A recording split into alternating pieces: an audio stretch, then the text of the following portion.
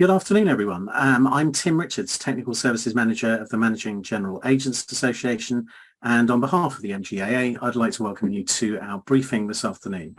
This is being delivered by Xywave on the subject of new approaches to improving cyber profitability. Before I introduce our presenter, I'd just like to run through a few housekeeping points. Please ensure your microphone and camera are turned off. If you'd like to ask a question, feel free to use the chat button at the bottom of your screen. Time allowing, these will be asked and answered at the end of the event. If we run out of time, questions will be answered post-event. The presentation is accredited for CPD points if relevant to your ongoing professional development program. This briefing is being recorded, and a link to the recording will be issued post-event together with the slides and our feedback survey. Please take the time to complete our survey, which will take no longer than 2 minutes. This allows us then to deliver the best possible future events to our membership. So today's briefing is on the subject of new approaches to improving cyber profitability from Xywave. So let me introduce you to our presenter, Jim Blinn.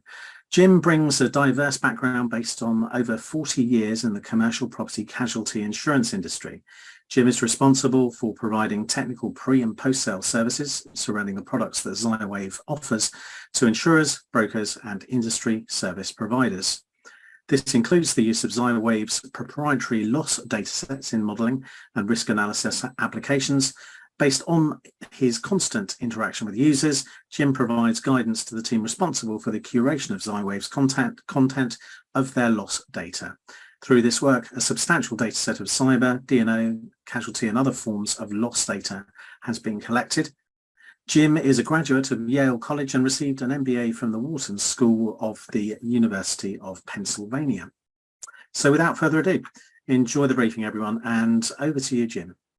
Great. Thanks, Tim. And greetings to everybody from beautiful Yonkers, New York. And my one geographic lesson for you today is that Yonkers is actually the third largest city in New York, the state of New York. So obviously, you've learned something, but hopefully you'll learn even a little bit more here today. So let's talk a little bit about our learning objectives that we have for our session this morning or this afternoon. And first of all, what we're going to do is describe the components of the MITRE attack framework. This may be new to many of you, so that I'm hoping to give you a little bit of background on the attack framework. Then next, we'll be talking about how the framework can be used to create underwriting guidelines and risk control programs. Finally, we'll outline how to employ historic loss data with the framework to maintain and evolve those guidelines and programs. So the overall reason that we're here today is that we as an industry see that cyber is a tremendous growth opportunity as we look across different areas of underwriting that there's certainly not many areas that have such a dynamic growth opportunity as we do see in cyber. As you can see, some of the numbers here that I pulled from the Munich Re study, they're really projecting some tremendous growth over the next several years. And certainly we've seen that in the last few years in terms of growth. But at the same time, there's definitely challenges for the marketplace. As we look at these challenges, I'm showing here some United States numbers. I think that they're globally sort of indicative of the overall marketplace. You'll see here what I've got for 2021 is what for the major underwriters in the United States, what their 2021 premiums were in millions, as well as their combined ratio. And as I think that I believe most of you on the session are aware, if you've got a combined ratio, say over 90 or 95, then you're really not running a very profitable operation. And so clearly, during the 2021 year and even some of the years before that, there were problems relative to the profitability of cyber insurance. So how did we address those profitability issues? Well, this is one set of figures that I pulled out of Fitch Ratings that they in turn had pulled from a couple of different sources. As you can see on the left, what we have is the cyber insurance renewal premium rate changes quarter over quarter, and these rate changes show that there's some pretty dramatic increases that were taken in terms of increases in rates. But of course, as we all know with insurance, good things come to an end. You can see that those rate increases are decreasing. And certainly some people in the marketplace today have even seen decreases in rate overall as opposed to, increases. And so, something's got to change in that. Now, the impact of the rate changes has been positive. As you look at the picture over to the left, you'll see a couple of different things.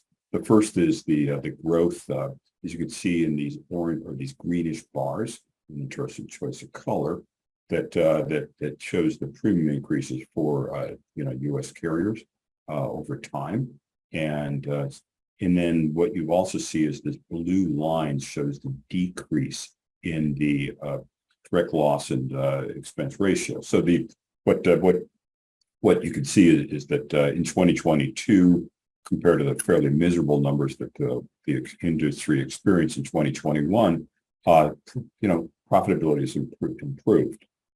But think about it. What cost has this taken place? Certainly, I think that rate changes. That is one thing. Another thing is that the application process has become considerably more onerous. Basically made it so that our prospective buyers, the most important people here, have been really struggling to be able to secure this insurance coverage. And we have this expression about killing the goose that laid the golden egg. Really, the intent here isn't to increase premiums indefinitely. It's not to make it harder and harder to secure this insurance, but rather to find that if there's a different way that underwriting and risk control can take place. Additionally, I don't want to, within this presentation here today, appear to indicate that I'm not aware that there are many really great scanning methods, for example, that are used by MGAs and insurers to be able to secure the information about underwriting. But at the same time, my goal here is to show that there's more dimensions to this process that can be used that are a little bit even less intrusive and also can simplify the underwriting process from the perspective of the buyer. So let's take a look at this. So this first section is I'm calling it the ABCs or TTPs. So what is a TTP? It stands for tactics, techniques, and procedures. It's all the components of the MITRE attack framework.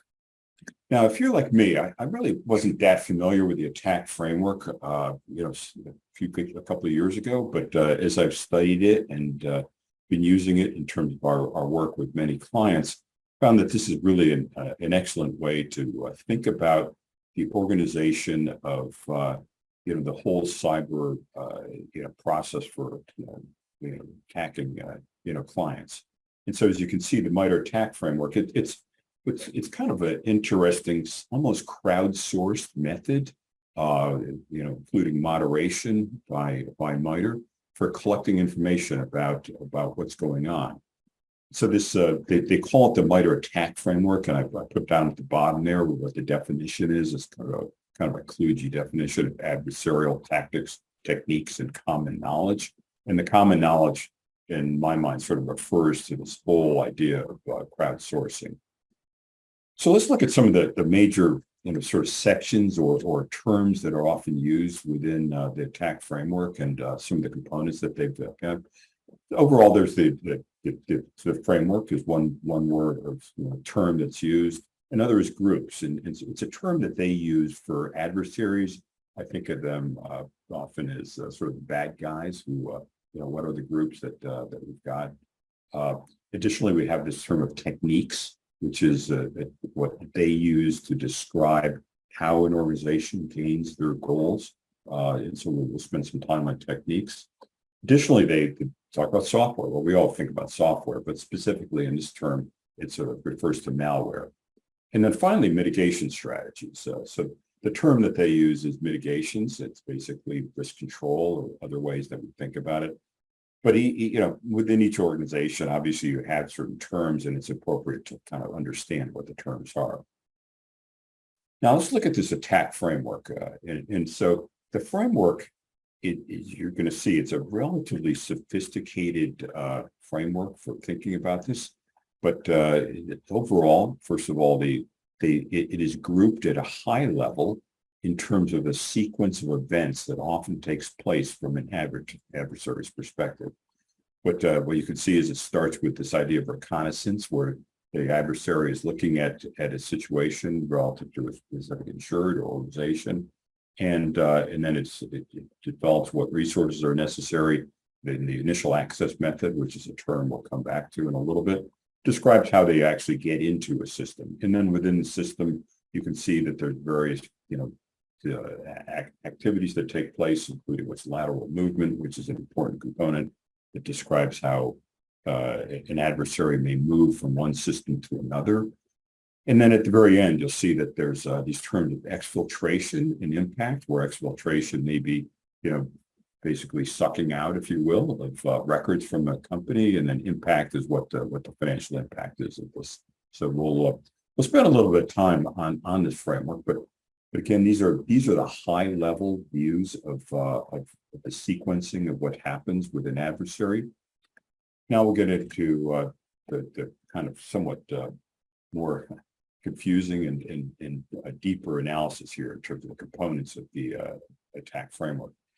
Now, look, if you look at this, you'll see, if you can hopefully see across the top are all the different tactics that we've just gone through.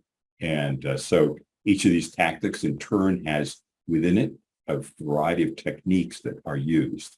And so, for example, reconnaissance has 10 techniques that are often used by adversaries to be able to gain information about a potential victim organization. And so, as you can see, it's a relatively sophisticated system. Additionally, if you see these gray bars over to the side, those indicate that there's actually sub-techniques that are described by the framework as well. Now let's kind of focus in on one specific type, which is initial access, because initial access is really the most important way that you can understand what a potential adversary is going to do. Now, this initial access techniques, as you can see, I've kind of made these somewhat larger so you can actually read them as compared to the prior thing, which is kind of something that is virtually impossible to see. You see there's these 9 different initial access techniques, and within that, there's some sub-techniques as well. For example, phishing, you've got different techniques for phishing as well. And each of these techniques are things that are used in different ways by adversaries to be able to go and attack potential victims.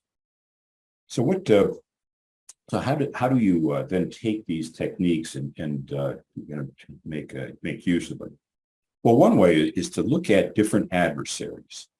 Now, there's any number of different adversaries, and they're constantly coming out with new ones that we have.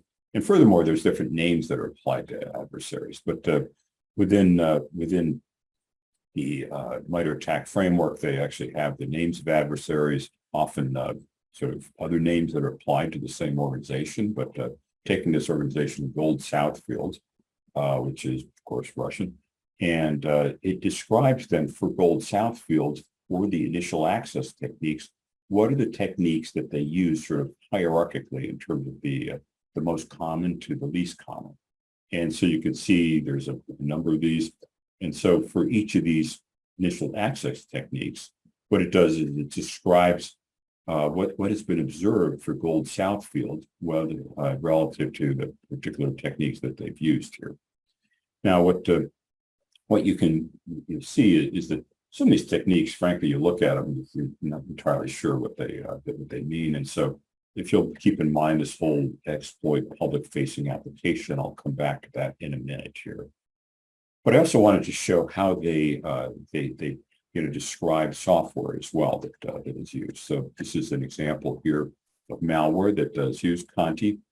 Now, Conti, as you may be aware, is both a malware as well as an organization. But it's the malware is often used as a malware as a service, so that it can be used by many different organizations or actors, but you can see it describes again what the different approaches are for malware that is used, by the different techniques used, within the malware system here.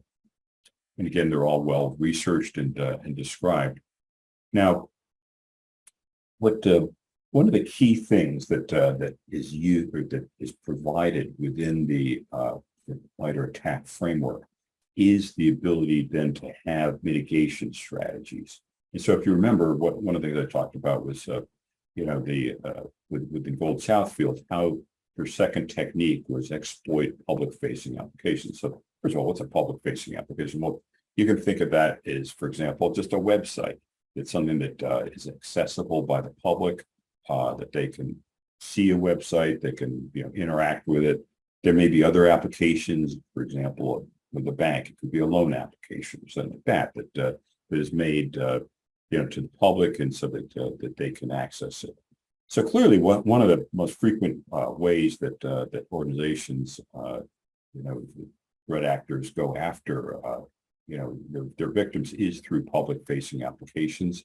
And so what is described here is a series of mitigation strategies that can be used to minimize the actual exposure that an organization has to an actor that would be looking to exploit the public-facing application.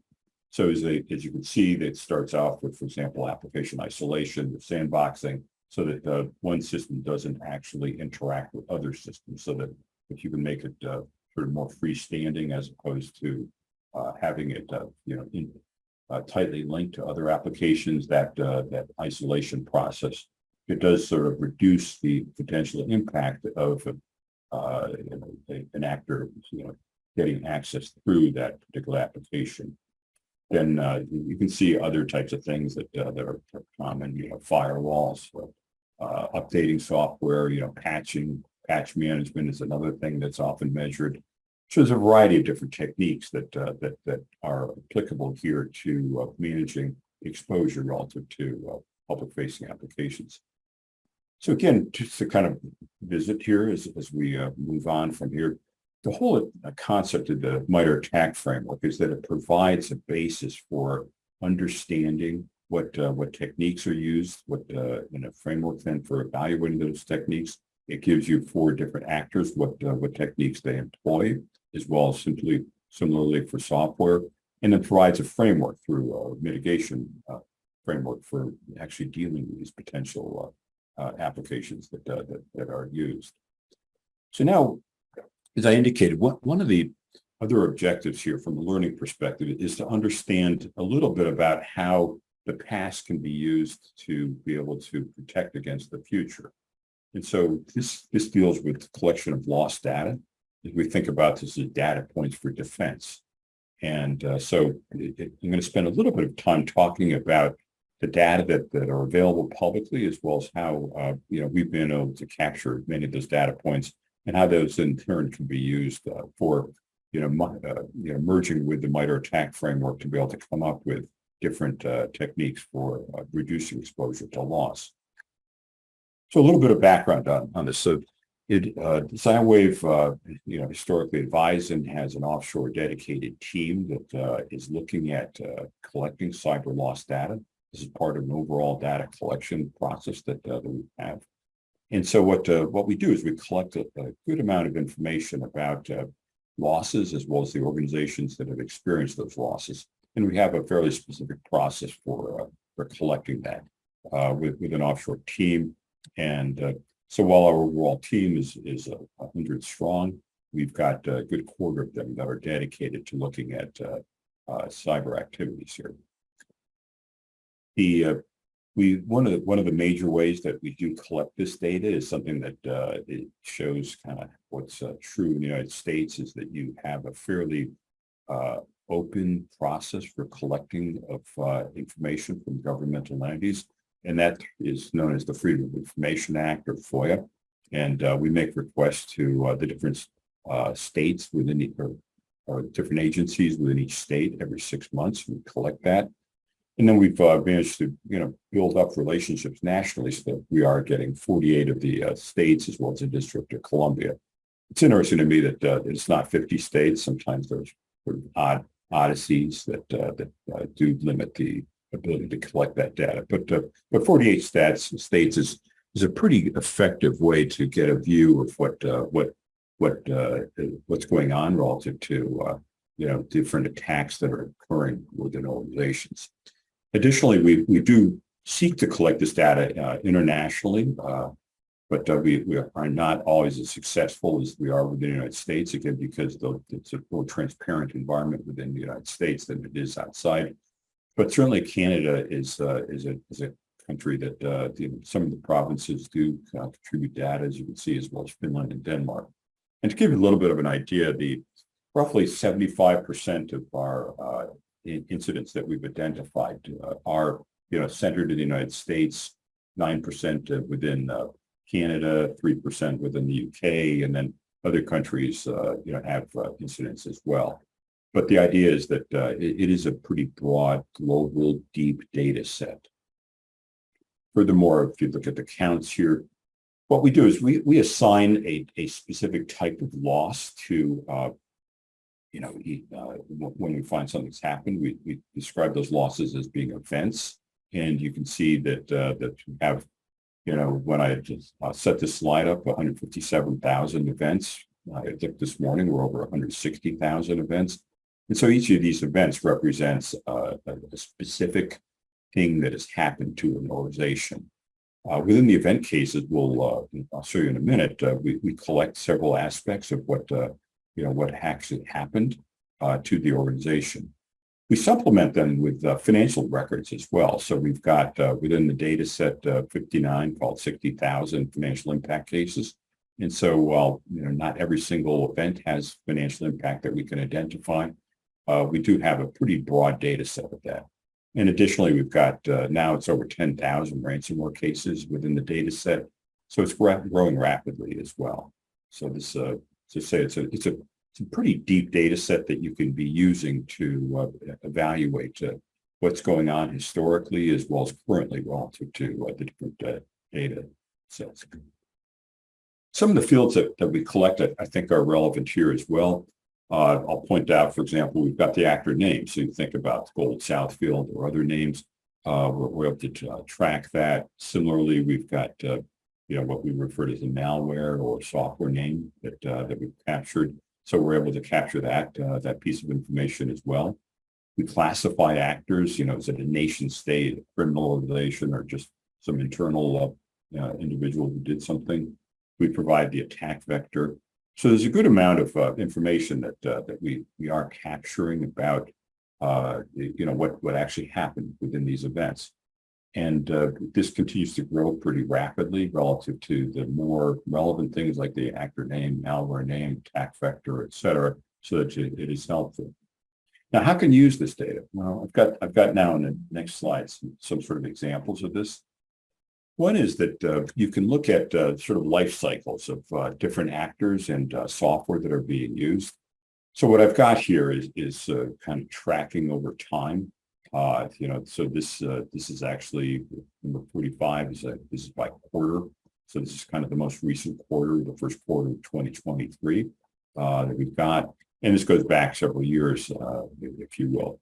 But you can see how different actors and software have life cycles.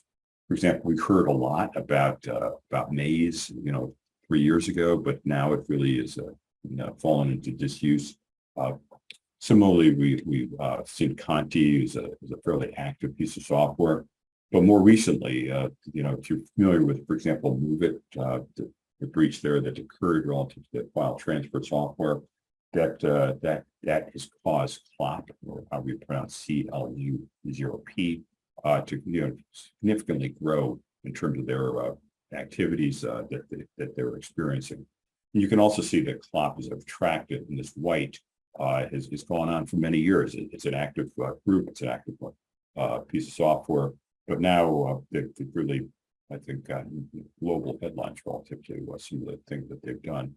And so what's important then is to think about, as I had indicated earlier, taking information from the MITRE attack framework and thinking about what are the most current organizations, as well as the most current software that's being used, and trying to understand how that is applicable. Now, additionally, what you can see is that these because we associate each different entity and or each entity that has experienced some sort of a cyber event, we're able to talk about what type of size of the entity, where it's located, what industry it's in, et cetera. And so I find it kind of fascinating how there's specialization within this, either in terms of the software or the actors as well. And so you can see I've highlighted in yellow some of those areas of specialization, just to kind of give you a few examples here, where you can see that for example, Anonymous, many of you have heard Anonymous, I've highlighted them, that they often go after governmental entities. CLOP here, this is a little bit older, but you can see that the finance and insurance, we've seen that right now, even many of the users of the MOVEit software there are within the finance and insurance area. And so that this, is a more vulnerable industry to them, as well as in the healthcare area. Additionally, and I don't show it here, but if you can appreciate, in the past, the Koreans also went strongly after the healthcare industry. And so by understanding with, by industry, which actors, which malware are most likely to be used, you can identify which, what techniques they'll be using, what in terms of initial access techniques. You can also then be developing strategies for using the mitigation strategies to reduce the exposure that different industries have here. Now, what we've done is working with this group Scientia, if you're familiar with them, they've done a fair amount of work looking at the data here that we've captured. And what they found was that the most common initial access technique that they did observe within the data is phishing. But then they also looked at which techniques maybe cause the greatest amount of financial loss, and that they found that valid accounts, which is different initial access technique, is associated with over 90% of all reported financial losses. So different dimension here. You can see how you can look at it relative to both the frequency of loss in terms of the initial access technique, but also severity of loss. You can also take the initial access techniques and look at it by industry. So these industry groupings, just like I'd shown in the past, are based upon the North American Industry Classification System, or NAICS codes, which is it's a more modern system than SIC codes. And what you can see is, again, that Scientia put together an analysis of the most common initial access techniques by industry. And so what you're able to see is that we've talked before, how phishing is a very common one, as a valid account. So those are kind of the two. But these techniques do vary significantly by industry, and to be able to use that industry difference is a valuable approach relative to thinking about what strategies do you want to put together from your underwriting application process and your risk control. And I'll touch on that in a minute, but we can come back to this particular view here of the data. But as I said, I think that it's appropriate to understand industry matters. Finally, if you remember at the very end of the different tactics that they had exfiltration and impact techniques. And so what we have is that, looking at these are the keys represent the different techniques. And so you can see the data encryption for impact represents 40% of what we've seen. So the data encryption, particularly if you're dealing with ransomware situations, is something that is a very common technique that we see. And then you can see there's different other techniques that are used here, commonly, throughout. And so what you can also do then is look at the financial impact of these as well, based upon the financial data that we do collect. And so this is, again, an important distinction here.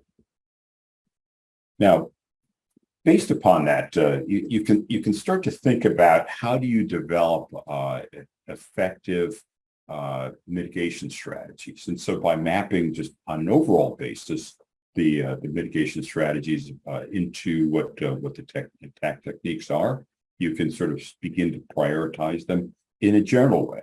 And so that, this general approach here is helpful relative to thinking about, risk control strategies that you can work with prospective insureds on.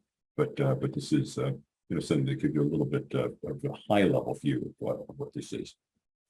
But as I indicated, what's important as well is to then take these insights and then be able to build them into strategies for updating the underwriting application and risk control processes.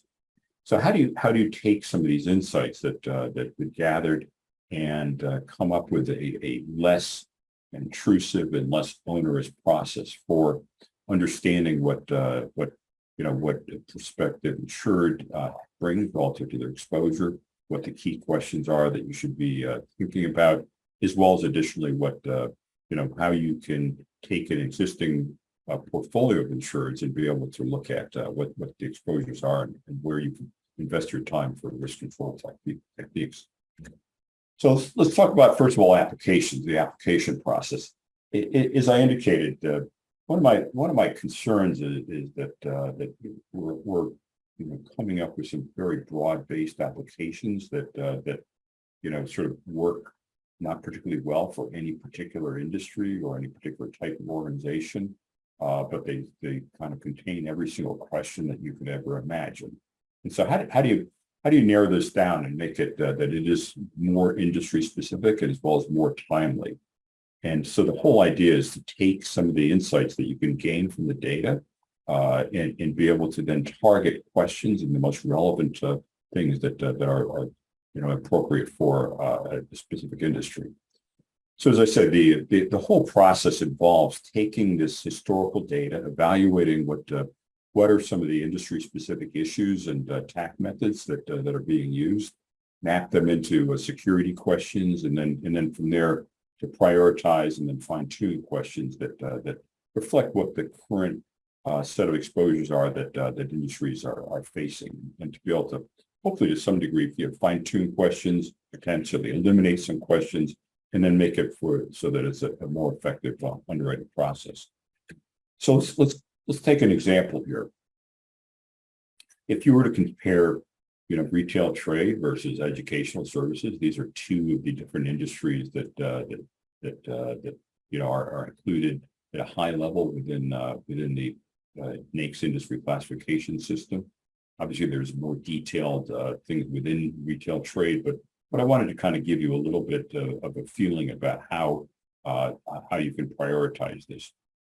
So what I've got here is taking again the case types that we have and showing for these two industries what are the most prevalent different case types that we see, as well as which are those that perhaps have the greatest costs, if you will. And so I've highlighted a few kind of differences. And so you think classically about breaches as being the issues, and historically you can say, well, retail trade, it does make sense that nearly half of the incidents that we see associated with retail trade do involve malicious breaches, and roughly half of the costs, more or less, that aligns. But then you think about this from educational services. You think about their, universities, primary schools, secondary schools as being this, and ironically, the number of incidents is considerably less, maybe 1 out of 5. But again, half of the costs are there. So it does suggest that if you're looking at this, that the incidents as they do occur are going to be relatively more expensive that educational institutions experience. So let's then take a look, in terms of privacy violations, just to compare. Interestingly, while they're represent a significant portion of loss types, they're, from a cost perspective, not a big deal for for educational institutions here. And so you can see how it does matter what particular techniques are being used and what the nature of the loss is that we do see. And then finally, unintentional disclosure. You can see again for educational institutions, even though it's a relatively uncommon type of thing, when it does happen, it's a relatively expensive process here. It's the second most expensive type of loss type that we see for educational institutions. So you can see that you know, thinking about both a rating plan as well as then the questions that you want to ask so that you can identify what are the mitigation strategies being employed, what are some of the questions that you want to include in your underwriting application. There's a lot of insight that you can get from looking at both the common loss causes as well as then the costs associated with them. Similarly, if you take a look at the differences in initial access techniques that you've got for retail versus education, coming back to this view here. What's interesting is that if you recall before, I had indicated that valid accounts and phishing are the most common, not necessarily in that order, and so you can see that's true for educational institutions.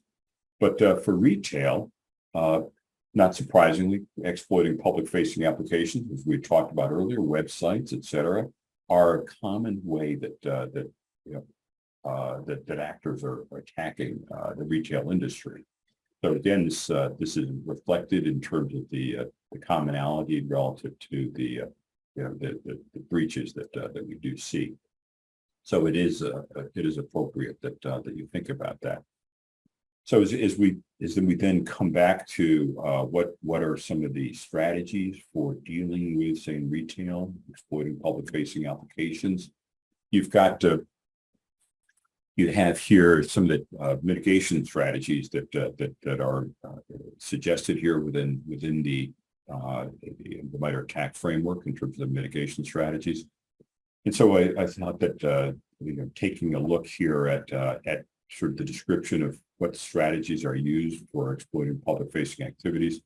So these first of all describe what techniques are used often, what the initial access method, and then what the major mitigation strategies are that are useful.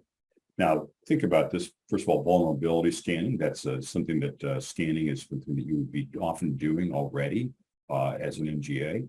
But then, looking at to what extent have they updated the software? What protections are being used? How is the application isolated? So some of these can be determined through scanning methods, but also I think that it's appropriate to confirm many of them through the application process as well, so that it does indicate that that's an example of how you can fine tune a retail application.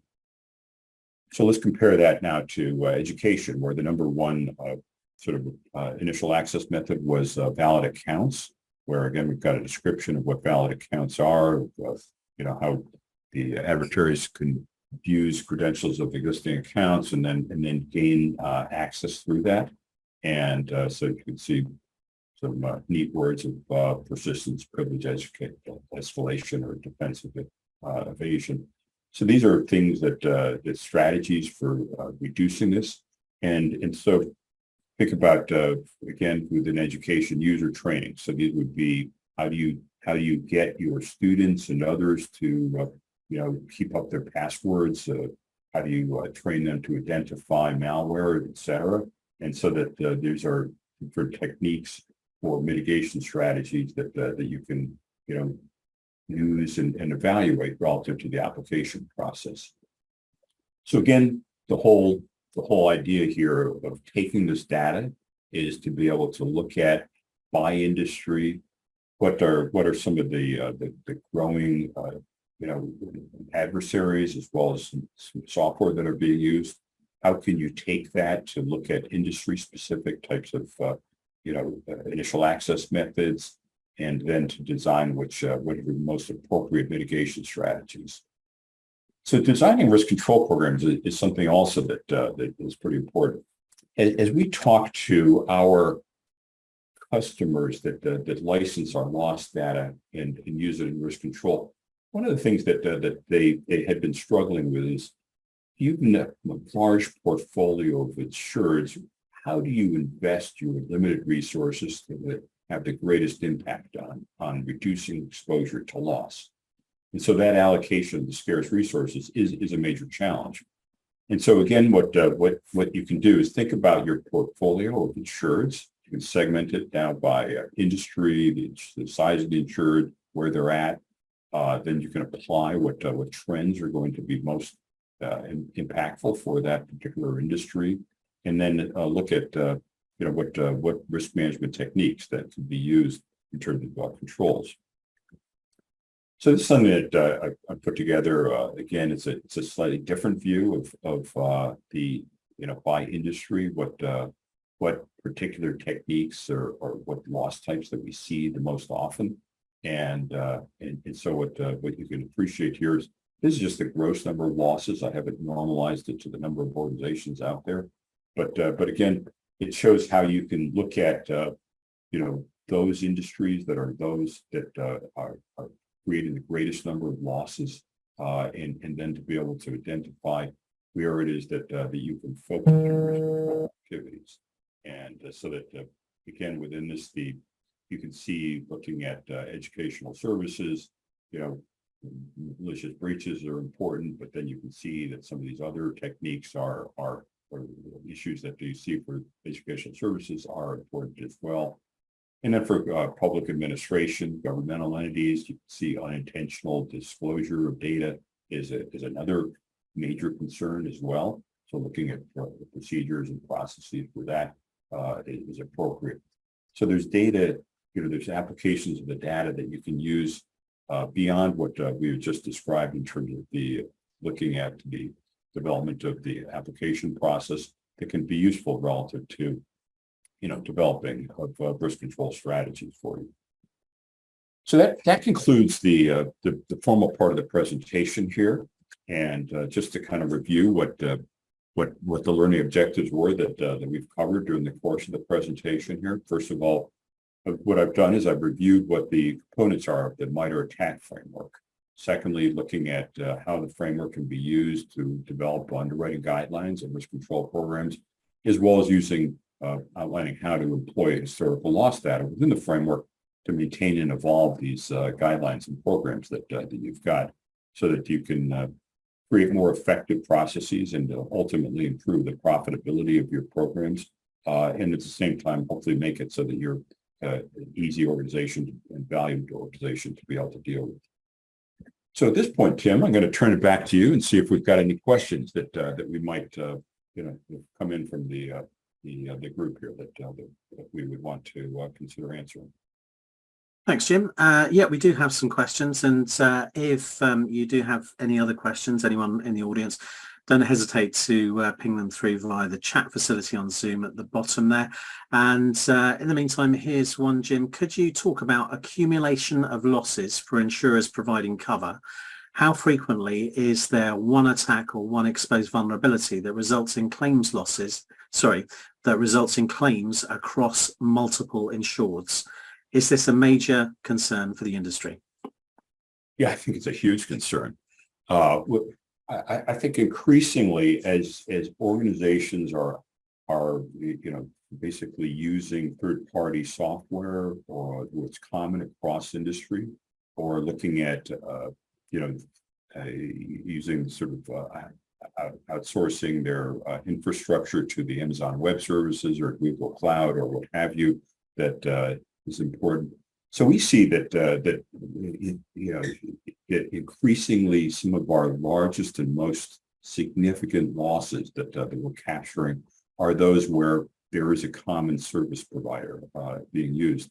Some of the ones that we've seen in terms of large numbers of impacted organizations, so say Blackbaud, where Blackbaud had it's a global client base, even though they tended to be not-for-profits, they were significant. But then as we move to today, the most common or the most significant issue that I think we're all paying attention to is the MOVE-IT software, and we're just beginning to understand the impact of that. As I look within our data this morning, we've got we're actively adding cases so that we've got 71 organizations that we've identified being impacted. That number is going to grow tremendously. And importantly, these organizations tend to be very large. Take the U.S. government as one example of a large organization. It's global. We've seen, organizations within the UK, within Europe, being impacted as well as the United States. And finally, I think that it's going to be significant as you look at the costs here. So this accumulation issue, I think, is something that is something that is important for the industry, and it's something that I think is going to be one of the major challenges that we face relative to mitigating the exposures that we do face. Thanks, Jim. I've got another question for you. What are some of the most common use cases for Xywave's cyber loss data by insurers or MGAs? Yeah, that's good. So thanks, Tim. We historically, if you look at loss data, it was for pricing activities, in developing pricing programs, underwriting programs, and still that's a very valid approach. The application of the data for pricing and underwriting activities, developing rating plans. But as we've seen increasingly, as you look at developing kind of exposure management, trying to understand now, there's a good variety of organizations that provide exposure management analytics, many of which, by the way, license our data. But so exposure management and understanding it, because what I like about the data is how it allows you to be able to see actual examples as opposed to a real. I always make the distinction, instead of a realistic disaster scenario, you've got actual disaster scenarios in the data. So that's helpful from exposure management. Then we've seen additionally, the use of the data in terms of just overall portfolio management. It's looking at across your book of business and be able to develop strategies as to how do you minimize your overall exposures. And then more recently, we've seen as I was indicating, this whole idea of developing a risk control program, prioritizing efforts there. And then finally, an interesting application is threat intelligence, that having the ability to look at emerging exposures, track which malware and actors are growing and declining in significance, is a valuable way to apply the data as well. Thanks, Jim. And another question for you. What type of cyber data are you expecting to see more of in the future? Yeah, so you want me to get my crystal ball out here? Huh? Well, I could say that as I look at the growth of our cyber data, I was just looking this morning at the number of records that we've added in the last month, and so we added over 3,000, actually 4,000 different cyber loss records, and of those, about 600 were involving ransomware incidents. So clearly, ransomware continues to be a growth industry, unfortunately, and so that I'm expecting that we're going to be continuing to see a lot more ransomware incidents. But additionally, the other area that is clearly a concern for the industry, it's not as visible, but that is a business email compromise. So that I anticipate that we're going to continue to see more business email compromise losses for organizations. These tend to be a little bit more quiet, and where organizations typically aren't bragging that they've been suffered a business email compromise loss, but it is something that is an exposure for the industry as well. Okay, and the final question, unless anyone has any other questions, please put them through now on the chat facility. The last one for the moment is, where have you seen the MITRE attack framework used in the insurance industry? Yeah, it's interesting. I think that there's a growing sophistication, within the insurance industry and in the cyber area. And so the attack framework is something that, as I've talked to professionals, first of all, within the threat intelligence area, that it's a framework that is very useful because it does provide a way to organize and categorize what exposures are created, so that it is used in threat intelligence. It is also being used considerably within the area of risk control. where the ability to understand what the exposures are and then to develop and prioritize mitigation strategies for an industry is valuable. And so certainly there are other frameworks out there, but the MITRE framework we've seen seems to have pretty broad adoption, in growing adoption within the industry here in these areas. And as I said, I think that it has an important role to play relative to developing of underwriting processes as well.